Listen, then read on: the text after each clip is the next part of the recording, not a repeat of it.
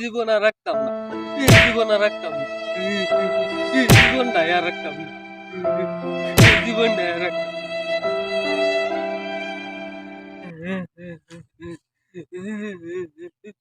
এই জীবন আর রাখতাম না, এই জীবন আর রাখতাম না। কি হয়েছে তোর? না ভাই কিছু হয়েছে না, এই জীবন আরে কি হয়েছে তুই আমার কবেলা?